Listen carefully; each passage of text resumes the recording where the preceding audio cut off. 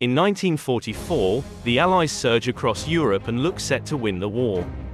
However, Hitler has other ideas and unexpectedly counterattacks. The shock to the Allied troops was immense, as a counterattack of this scale, in unfavorable terrain and weather, seemed almost unthinkable. The Nazi regime has taken heavy casualties on the Eastern Front, and now Hitler wants to make a big statement of intent and recapture all the ground the Allies had taken on D-Day. This offensive will go on to take more lives than any other in the war, but will Hitler be successful in clasping victory from the jaws of defeat?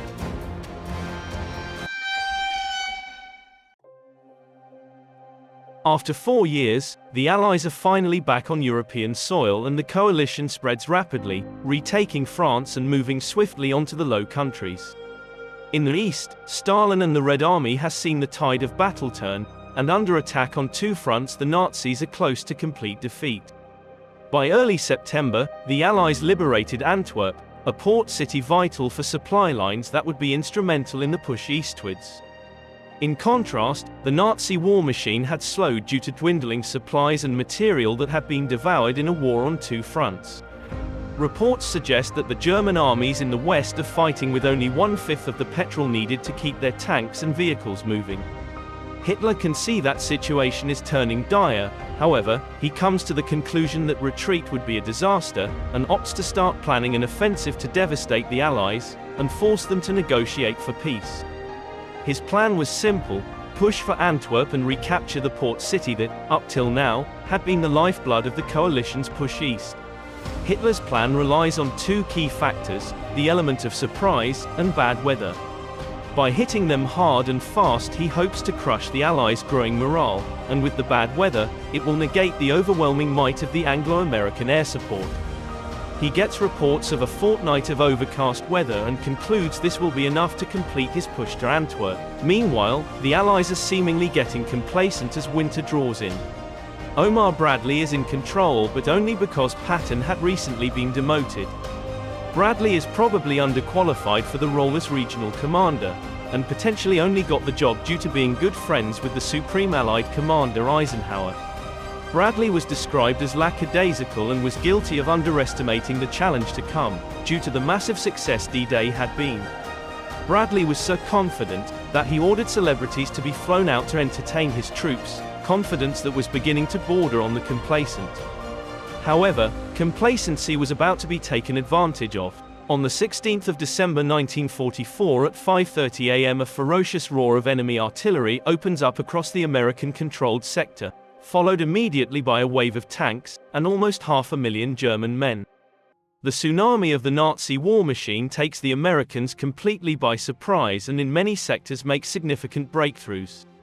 The combination of shellfire and concentrated tank battalions punch the complacent Allied forces and allows the Germans to race toward major roads to continue their push to Antwerp. There is such great confusion about the attack that the American High Command doesn't even get reports of it until 3 p.m. 10 hours after the offensive had begun. Omar Bradley isn't even in the region on the day of attack. Instead he is in Paris, congratulating his friend Eisenhower on his recent promotion to 5-star general. Bradley dismisses the attack as a feint, but interestingly it's Eisenhower sat next to him who immediately orders reinforcements, judging the offensive to be very serious indeed. Hitler's gamble seems to have paid off, and the element of surprise has been overwhelming, with the Nazi Party causing chaos along the Allied lines. To make things worse, Hitler commissioned a group of commandos led by Colonel Skorzeny to go behind enemy lines dressed as American soldiers with the sole objective of causing as much confusion and distrust as possible. They cut lines of communication and send reinforcements in the wrong direction. This is one of Hitler's great masterstrokes, and a plan that works perfectly. The American army are now in utter chaos. In this confusion, the German war machine marches onto Bastogne and St. Vith, vital road hubs that will enable them to continue their advances. On the 21st of December they take St. Vith along with 8,000 Allied prisoners, signifying the first significant victory of the offensive. Just like 1940, the offensive was built of speed, and the panzer divisions move on in search of Allied fuel dumps for resupply.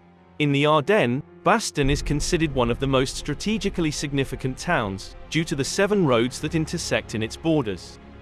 Control of the region is vital for supply lines. German tank divisions completely surround the town and besiege the Americans, trying to force a surrender without destroying the crucial infrastructure they would need going forward. The temperature was 12 below freezing and the constant German shelling was brutal. Despite the conditions, the Americans refused to surrender and meet the Nazi war machine head-on. The casualty count was horrific, but crucially they held on, buying the rest of the American army precious more time. Days into the siege, 4 German commanders enter the town waving a white bedspread and demand total surrender from the Americans, or face the whole town and the civilians being reduced to rubble and blood. Brigadier McAuliffe gives them a one-word reply that echoes through history: nuts. The Americans prepare for their destruction, with many considering that this was their Alamo, but then, the weather changes. The heavy fog that surrounded Bastogne clears, and the skies fill with American fighter bombers severing supply lines that the Germans had laid. Resupply of the forward panzers was almost impossible, and Nazi vehicles are being picked off like fish in a barrel. Hitler has lost his main ally, the weather. This is when General Patton proved to the top brass why they were wrong to demote him. He turned his army round with terrific speed, covering 120 miles of terrain in just 2 days. He punches through German lines with his overwhelming amount of Sherman tanks and breaks through to liberate Bastogne. On the 11th day of the siege, the Germans rout, giving the Americans the initiative and causing them to push the Germans back to the Rhine. German tanks literally run out of petrol on the retreat, leaving whole panzer divisions abandoned and the men walking back to Germany. Hitler has lost one of his most prized assets. He now sees the writing on the wall and orders a mass retreat. He himself moves back to Berlin and sets base in the bunker at the Reichstag, a place he will never leave. The offensive achieved next to nothing, and due to the large amounts of troops shifted from the eastern front to the west, the Red Army makes massive gains throughout Eastern Europe. By early February, the Russians are within 50 miles of Berlin and closing in fast. Hitler paid the ultimate price of moving his best troops to the Ardennes, and away from the baying claws of the Red Army. Within 4 months Hitler will be dead, and the war in Europe will finally be over.